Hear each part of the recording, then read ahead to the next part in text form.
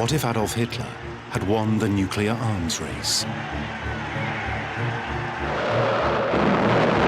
What if his V-1s and V-2s weren't carrying high explosive, but a deadlier cargo, a nuclear warhead?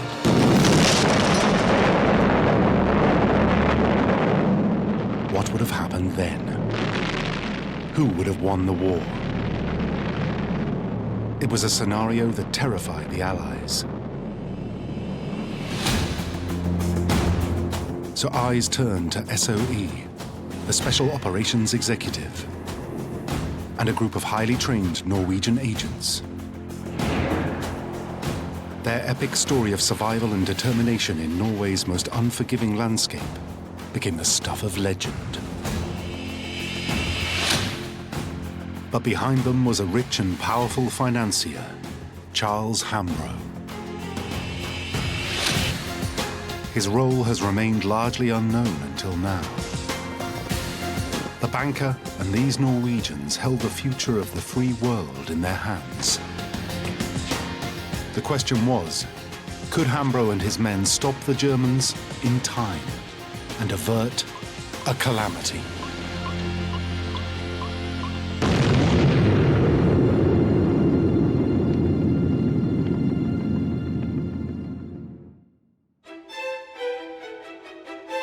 Charles Hambro didn't fit the stereotype of a shadowy spy master. In fact, he was the sort of man who stood out in a crowd, even from an early age. Captain of cricket at Eton. He first made his name in 1915 when he took 6 Winchester wickets for 7 runs in the Winchester-Eton match. He served with distinction on the battlefields of World War I, and further honours followed. Highly distinguished career in the war against the Kaiser. Military Cross and the Coldstream Guards before he came of age. He was an outdoorsman, an excellent shot, and a lover of field sports. Hamrbo was physically impressive too, standing at over 6 feet tall. And he also had friends in high places. He was also incredibly wealthy. For Hamrbo owned the bank that bore his name. It meant that Charles Hambro was so rich, he refused to accept any salary for his wartime work, which began in 1940.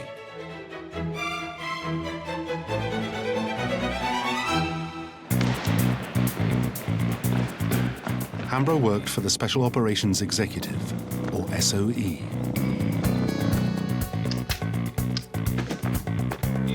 Its goal, in the words of British Prime Minister Winston Churchill, was to set Europe ablaze and strike back at the enemy using sabotage, propaganda, and subversion.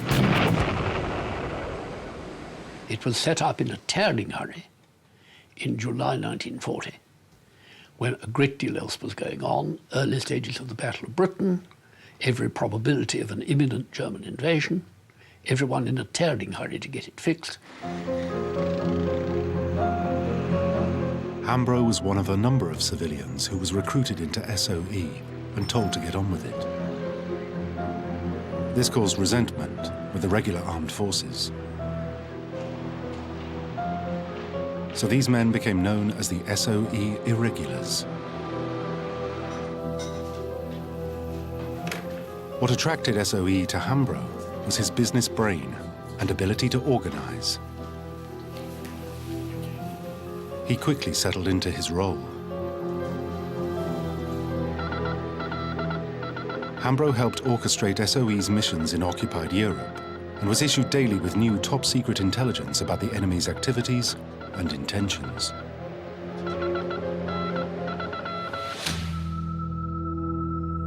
In November 1940, he became controller of SOE's Scandinavian section. It was a fitting posting. He had relatives in Norway who saw firsthand what Nazi occupation was like.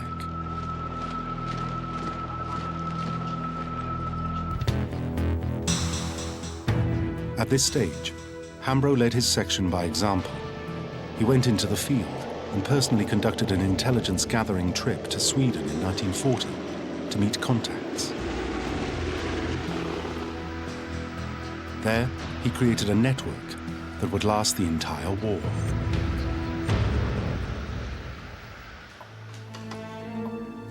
Next, Hambro devised an audacious plan. Hello, section. He came up with SOE's Operation Rubble.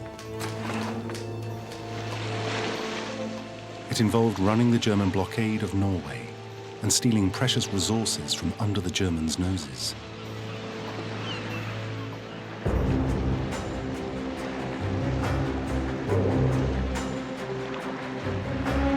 A small flotilla of ships was chartered and manned by volunteer crews.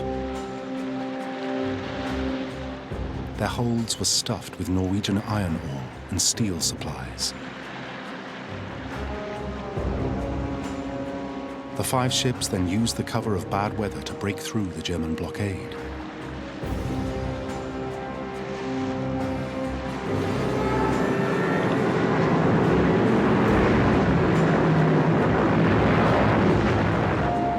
Despite being attacked by German aircraft for several miles, the small convoy made it safely to the Orkney Islands under Royal Navy escort.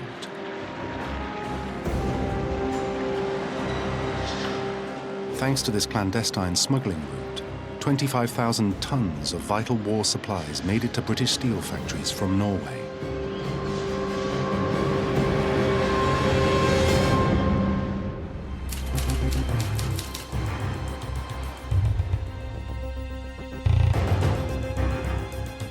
But then in May 1941, a dossier arrived on his desk. It contained information smuggled out of Norway. The contents were extremely worrying.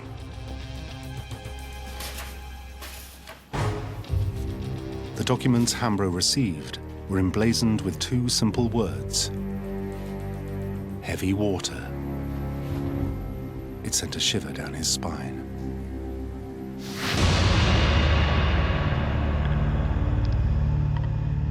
This seemingly harmless name signified a key component in a weapon with unheard-of power: the nuclear bomb. At this stage, the Germans were ahead in the race to make the atom bomb, but what they needed was plutonium. Only minute trace amounts of plutonium occur in nature. So it must be created in a reactor using naturally occurring uranium. Uranium is bombarded with neutrons and is refined into plutonium.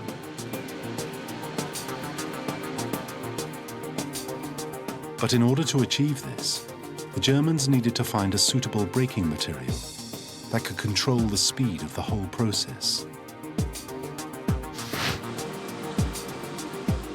Heavy water, deuterium oxide, was this crucial missing link in the process to manufacture a nuclear bomb. It allowed plutonium production to occur in a controlled and safe manner. But heavy water took a long time to refine and produce, as water had to be electrolyzed as part of the production process.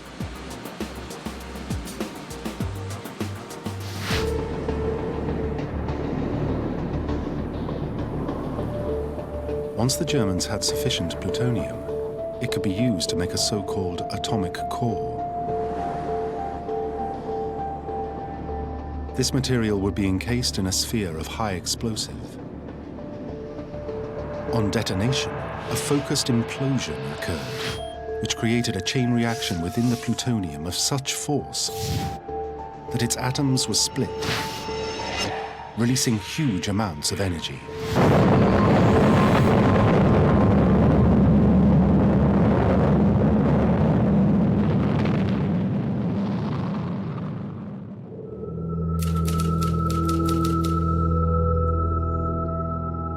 The Germans were making heavy water here, at the Norsk hydro plant in the Telemark region of Norway. Nominally, Its purpose was to manufacture fertilizer. To do that, you need two key elements in abundance: water and electricity. It just so happened that the byproduct was heavy water.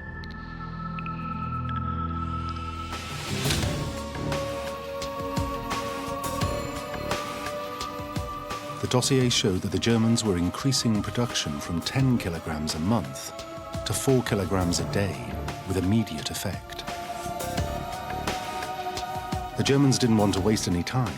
10,000 kilograms was required to refine their plutonium. Discover the past with exclusive military history documentaries and ad-free podcasts presented by world-renowned historians, all on History Hit. Watch them on your smart TV or on the go with your mobile device. Download the app now to watch everything, from the gripping story of the Band of Brothers to Operation Barbarossa and D-Day. Immerse yourself in the dramatic stories of this remarkable era by signing up via the link in the description.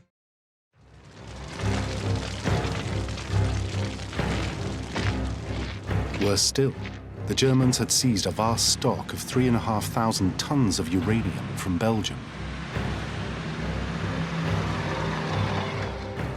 It had been mined in the Belgian Congo and captured intact just days after the invasion. The Germans now had Europe's only heavy water plant. They had uranium. And they had scientists whose work on nuclear technology was well advanced. The threat facing the Allied powers was potentially massive. At this stage, people were only thinking conventional weapons and not the idea that a single bomb could devastate a city. Suddenly, people started to realize they were getting involved with something which was completely beyond their ken, and how critical it was to prevent the Germans getting hold of it.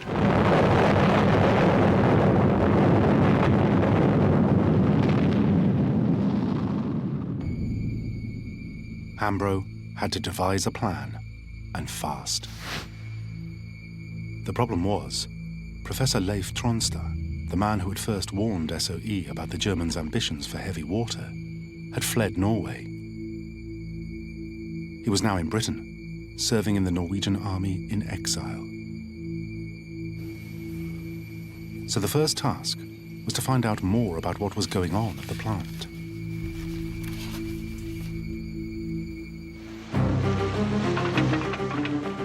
Then a stroke of luck.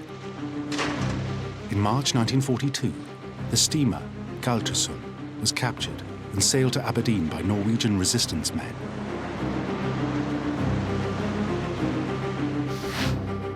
"23-year-old Einar Skineland, an engineer from the Norsk Hydro factory, was aboard. And he was immediately snapped up by SOE, trained as a parachutist, put back by parachute with a wireless set. He was dropped back into Norway in late March 1942. Skineland now became Hambro's most important SOE man in the field. And soon he was smuggling out plans from the plant, hidden in toothpaste tubes.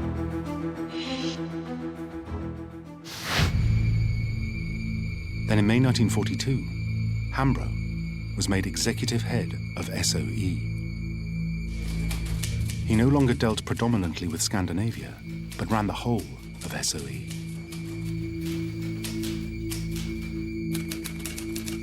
The heavy water problem remained the most important of the unit's mission slate. And Hamrbo took a personal interest.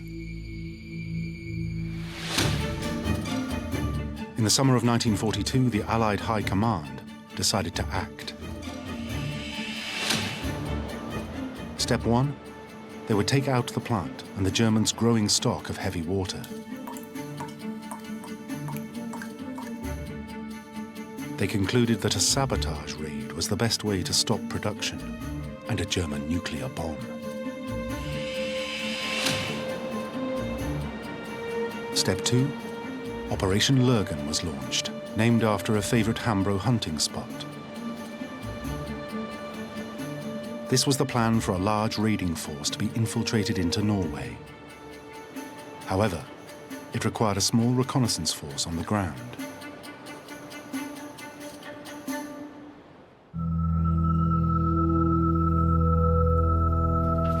This was where Hamrbo and SOE came in. A formal memo was passed to an anonymous-sounding section of SOE known as SN. SN was SOE's Norwegian section. It stated that Operation Lurgan had become their #1 priority. SN section could call upon a highly specialist unit. SN, the Norwegian section of the SOE, had recruited some remarkable young men. It was manned almost exclusively by Norwegians. Large, healthy outdoorsmen, brought up to ski from childhood. The Norwegians have a great tradition of outdoor life, of skiing and survival skills. And what they had in their section were probably some of the finest examples of this. It included Company Linge, an elite unit from the Norwegian army in exile. You didn't get into the SOE if you're not up to speed, and you didn't get into Company Linge unless you were something special. So they were remarkable young men. Hamrbo knew these were men he could depend on. Thoroughly skilled with weapons also, and awkward men to meet on a dark night. Hamrbo's intelligence source, Professor Leif Tronstad, had become a major supervising the trusted outfit.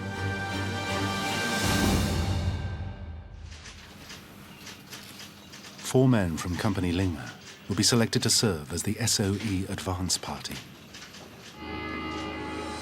They would have their own special code name, and typically for the sportsman Hamrbo, it was called Grouse. The team included Jens Poulsen, the leader, and Klaus Hellberg, a native of the Telemark region who had been in the resistance and had escaped from Norway in early 1942. Poulsen and his team were tasked with the all-important role of reconnoitering the landing zone and signalling in the main party. For Jens Poulsen, the idea of a single bomb of massive power was hard to comprehend. If the Germans got hold of the heavy water, they would be able to blow up some part of London.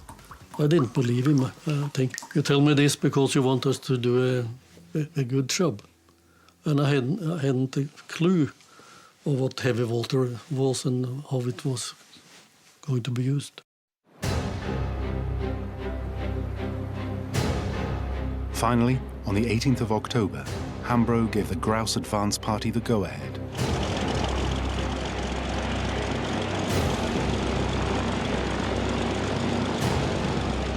After months of parachute rehearsals, they were ready to be dropped in and reconnoiter the terrain for the main assault force.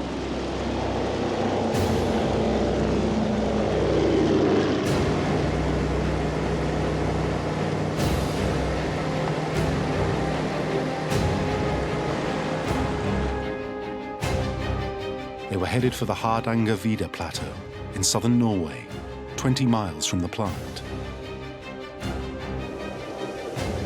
It was one of the most inhospitable and extreme environments in the world.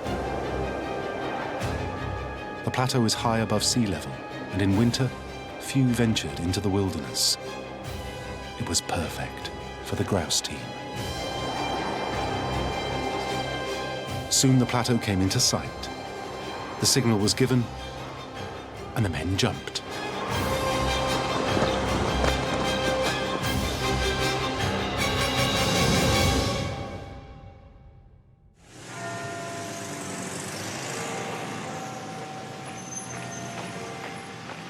In London, Hamrbo desperately awaited news of their safe arrival. He would wait over 20 days.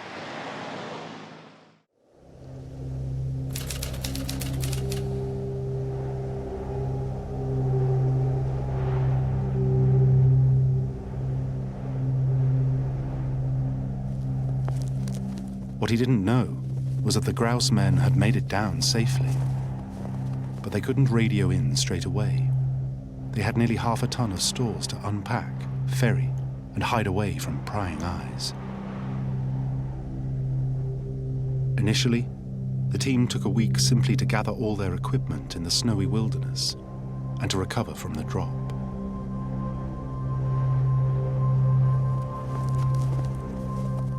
On the 22nd of October, they began to head down into the valley.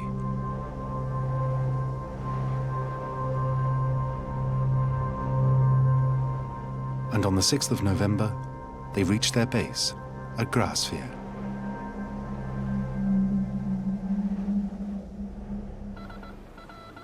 At last, they could contact England.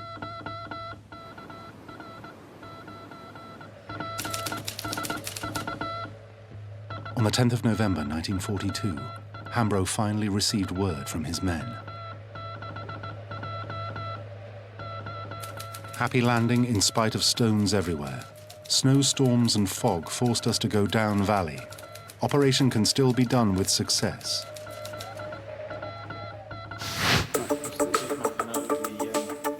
Hambro could now inform the Combined Operations HQ that everything was in place and put the rest of Operation Lurgan into action.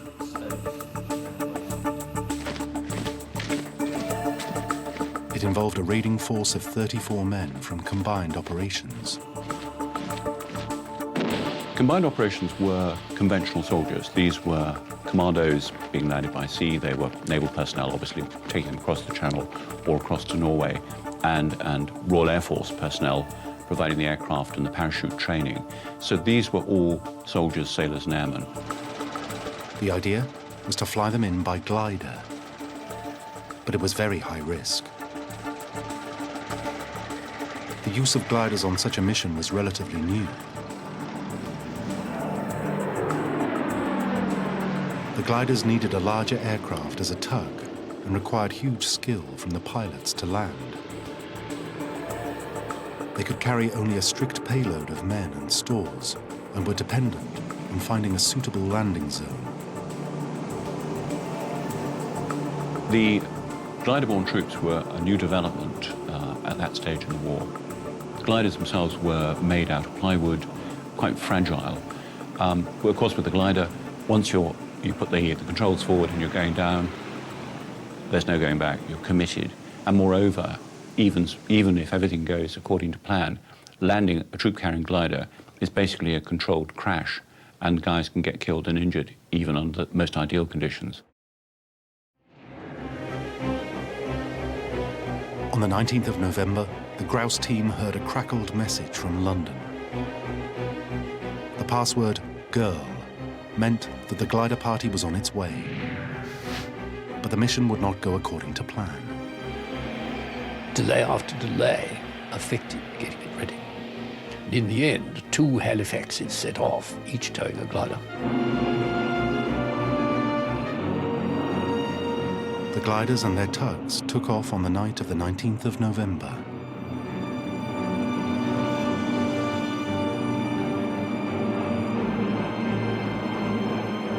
Of those 4 aircraft, only 1 returned.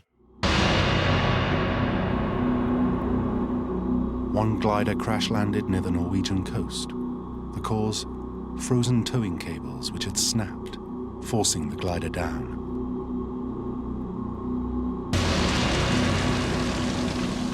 The other glider and tug crashed into a mountainside in Norway.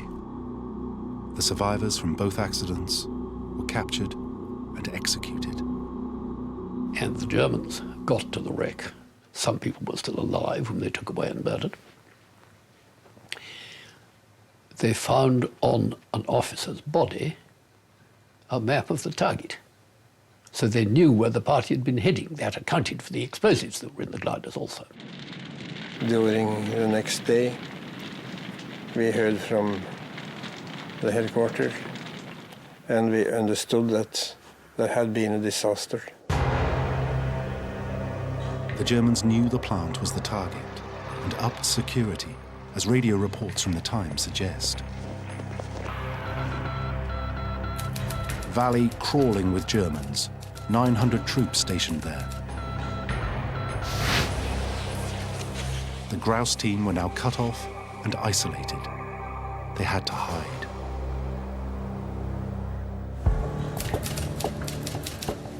Back in London, Hambro was ordered to salvage the situation and was instructed to take personal charge of the whole operation. SOE had to try again. So he came up with Operation Gunnerside, this time named after his favourite Scottish hunting lodge. This was a plan to increase the meagre force on the ground and send more Norwegian SOE agents from Company Linge to join the others. The Gunnerside team was led by Joachim Runeberg. It included Knut Håkelei and 4 others. Again, they came from Hambro's best agents in SN section. And they soon formed a close-knit band. As Joachim Runeberg explains, you met with people you hadn't known before, and you felt that you had to work as a team. And you built friendships that, well, even today, they are very, very strong.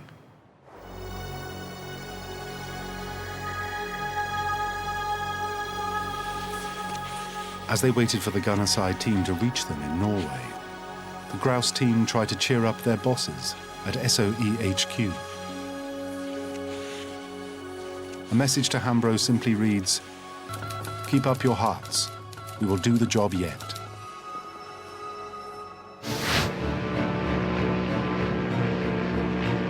On the 16th of February 1943, Gunnerside finally went in. The goal, to meet up with grouse and take down the plant. In London, Hamrbo followed every development. The men made it, but were dropped off target.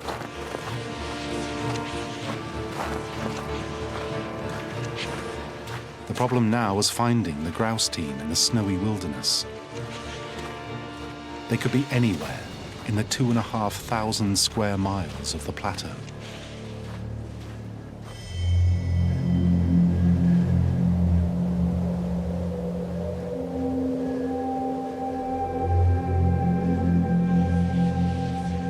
For both teams up on the plateau, times were hard, with limited rations and relentless exposure to the elements.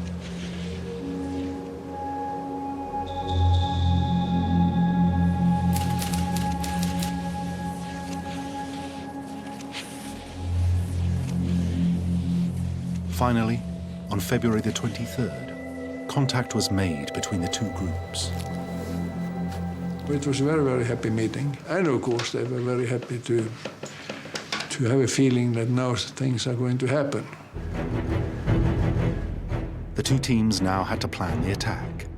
The challenges facing them were immense.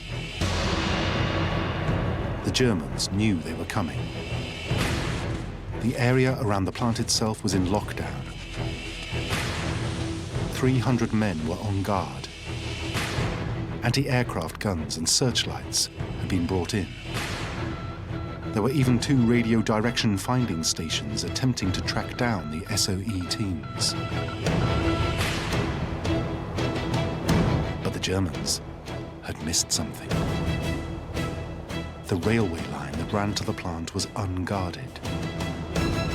The Norwegians could attack from there.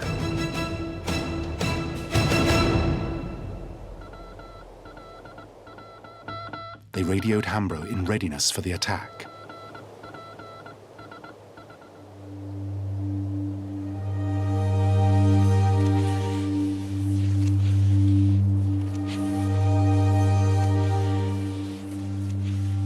On the 25th of February 1943, they moved to a base camp and set out on the 27th of February to sabotage the plant.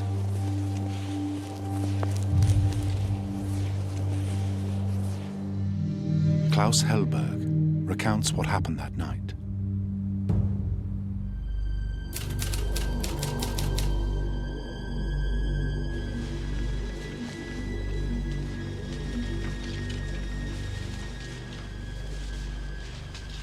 They started about 8 o'clock in the evening.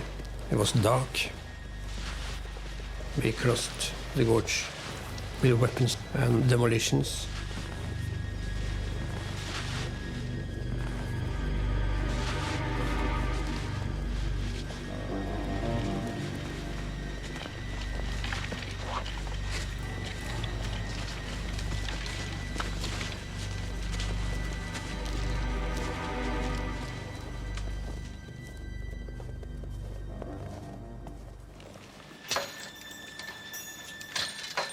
The team's approach via the railway worked.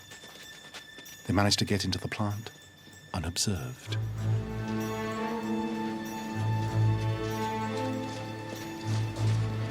Everything was quiet except the sound from the factory. I was just standing there, waiting. The only one thing I was thinking was, what should I do if the German guard came? Should I let him pass?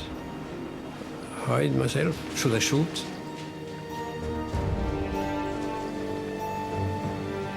As some of the party kept guard, 2 men, including the leader, Rubble, laid the demolition charges.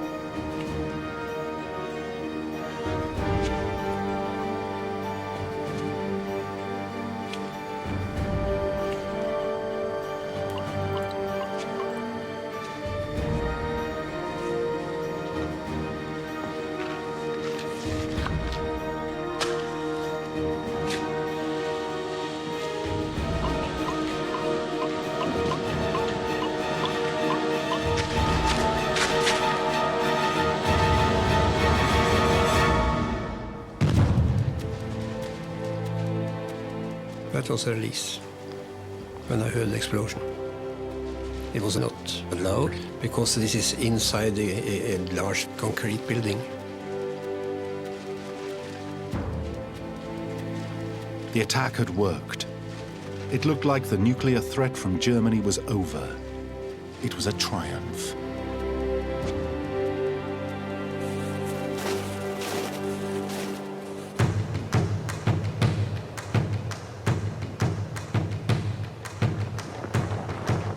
Now the saboteurs had to escape. All their training and outdoor skills had prepared them for precisely this moment. First, to evade the Germans, the route out required a grueling hike to the plateau. We could not go up the same way because if we should go the same way, we had to follow the road for a long while. And we expected the Germans to come any time.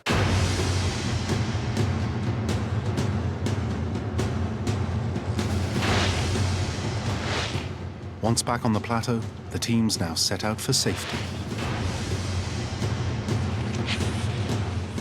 The route was through an area crawling with Germans.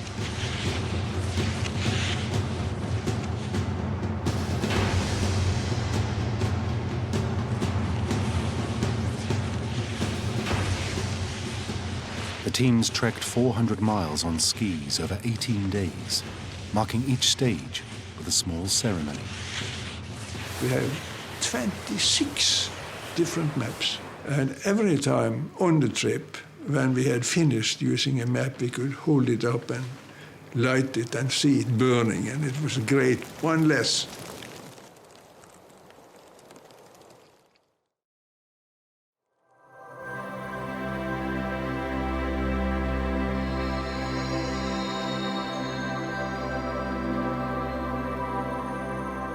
Finally, on the 18th of March, they crossed the border with Sweden.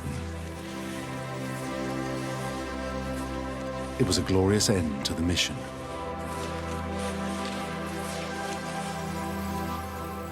In London, Hambro seemed to have presided over a faultless SOE operation. It looked like his crowning achievement. He immediately sent back a message for the team. Heartiest congratulations on excellent work done.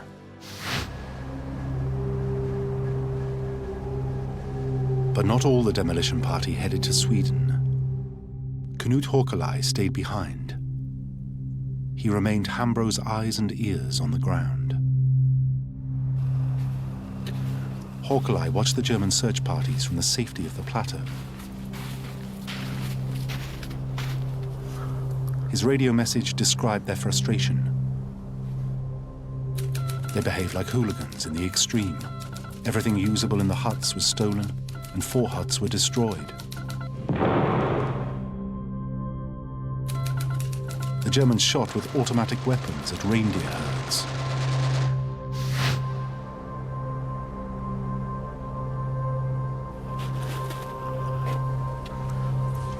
Despite the Germans' antics, Håkelaj remained safe, patiently transmitting news to home station in England, exactly as instructed.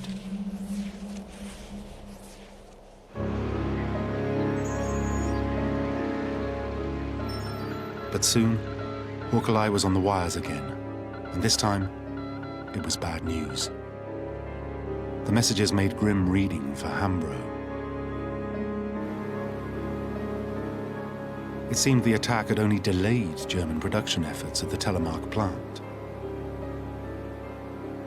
Within 4 months, the Germans were up and running again. By August, the stockpile was reaching dangerous levels.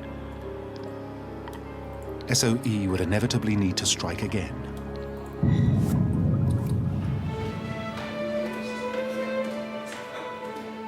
Then came another blow for Hamrbo. He fell out with the minister in charge of SOE, Lord Selborne.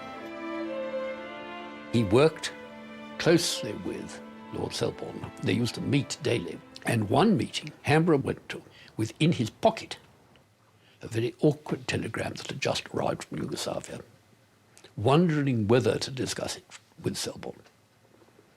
The other things quite important were going on, so he left it to talk about another day. Selborne was summoned that night by Churchill to a meeting of ministers at which this particular telegram was discussed, and sent for Hamrbo and said, "Why did you not tell me about this?" And Hamrbo had to confess that he was frightfully sorry he'd had in his pocket. He didn't think the vote was quite right. And Prince Selborne remarked, "Charles, you'll have to go." Out he went. He resigned from SOE in September 1943, after 3 years of loyal service. But the heavy water problem still remained. Drip by drip, the German stockpile was increasing.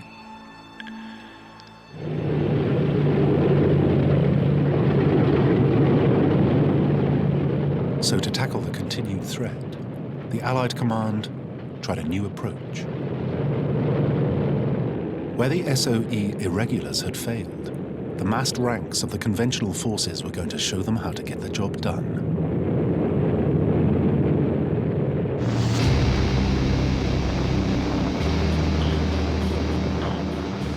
On the 16th of November 1943, 150 Flying Fortress bombers took off from airfields in Britain.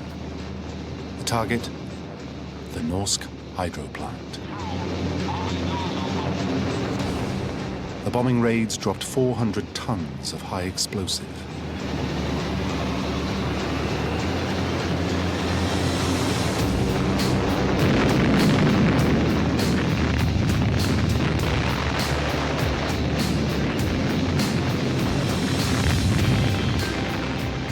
The small Norwegian town nearby was also hit.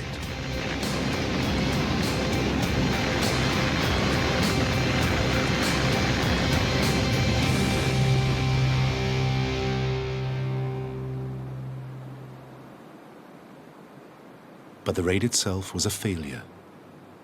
It only slightly disrupted production. and 22 Norwegian civilians were killed.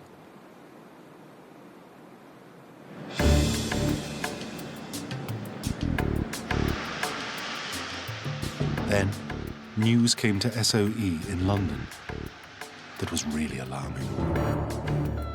The Germans planned to ship all the industrial equipment and the remaining stocks of heavy water to Germany. If the Germans were doing that, they must be close to perfecting a viable bomb. And once it was in Germany, there would be no chance of destroying it. Worse still, the Germans were making advances in ballistic missiles, a delivery method perfect for a nuclear weapon. The V-1 missile and V-2 rocket were both well advanced. V-2, which we couldn't intercept, travelling at a mile a second as it descended, could have accommodated a German nuclear weapon very easily. There was now real danger. So the Allies turned again to SOE.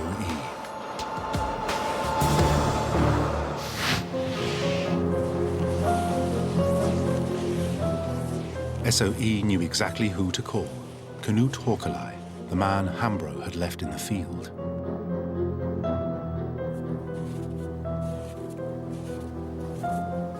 He remained the only SOE agent in that region of Norway.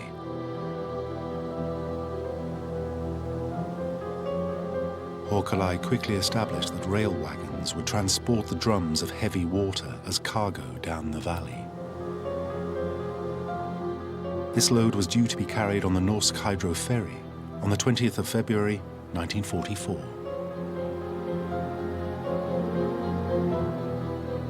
A large supply of heavy water left the factory on its way to Berlin to go by train, ferry, train, ferry, train, getting across a lake to start with in Norway, and then across the Sound, and then through Denmark to Berlin.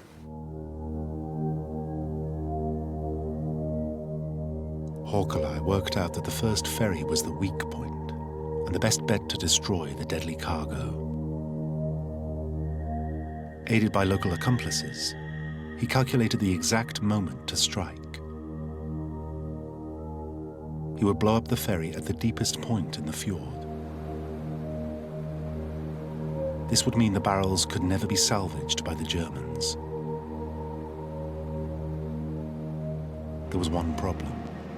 On board the ferry would be Norwegian passengers using the ship to cross the fjord.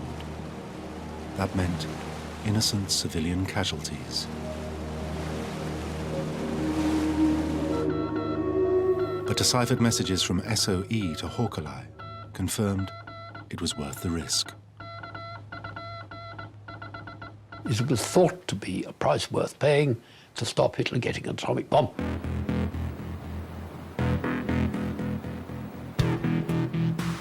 On the night of the 18th of February 1944, the Germans were guarding the rail wagons at a nearby siding. So Håkelai snuck aboard the ferry. Just before the ferry left across the lake, a chap got onto it in a brown coat with his mate, explaining there were some important last-minute adjustments to be made in the engine room, went down to the engine room, came out again, leaving his haversack behind him. In that haversack was an ingenious device. He'd improvised a charge using 2 alarm clocks. In this case, what you'd have is you'd have a battery, wires to the hands, and as they came round, at the set time, they would make contact, send an electric pulse down the wire to the electric detonator and set off the charges. What he worked out was putting it in the bow of the ferry. If he made a hole in the bow, the ferry would keep moving forward, and this would push the water in, and it would sink. The Germans had never thought to guard the ferry, and they loaded their cargo the next day.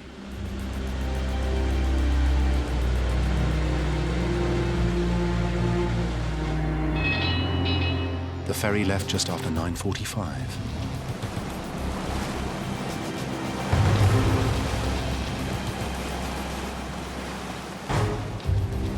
1930, the charge detonated exactly as planned.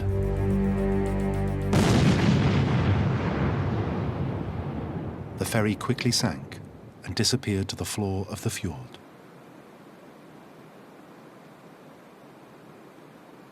Hitler's entire stock of heavy water was gone. This time, SOE really had succeeded. They had scuppered Hitler's plans for a nuclear weapon.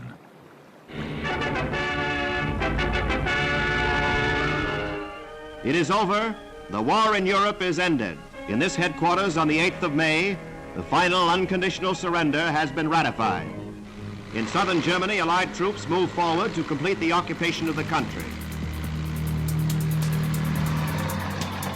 It was only after the war that the Allies uncovered just how close the Nazis had come to making a nuclear bomb.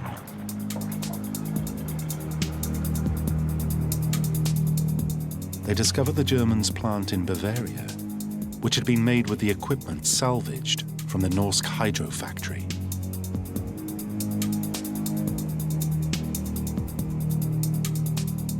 The Germans were just a couple of drums short of the heavy water they needed. Had they been able to make just a little bit more, the war might have ended very differently.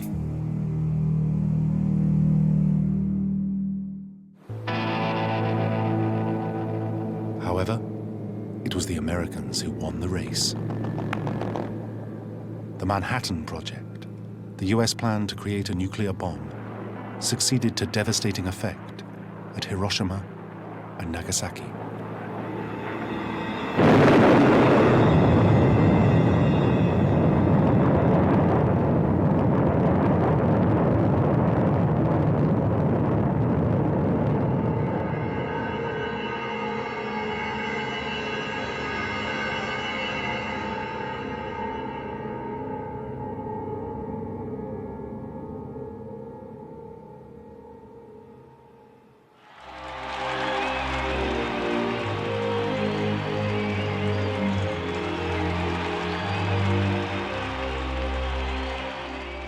One man in particular could savor the victory, Charles Hambro.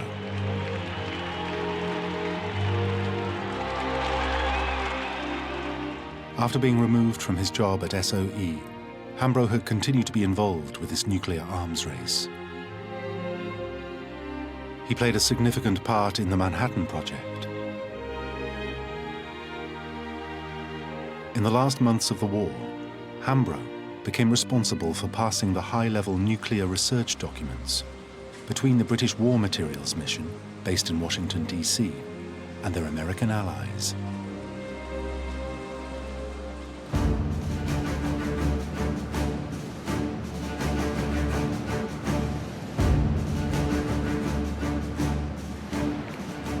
After the war, he eventually returned to civilian life and the world of business.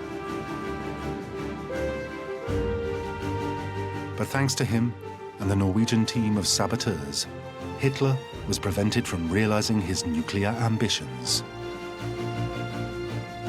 I can't help concluding that every way I look at the evidence, every way I held it, it was of cardinal importance. 9 men in SOE stopped Hitler getting an atomic bomb. And if SOE did nothing else, that would justify it in the eyes of history.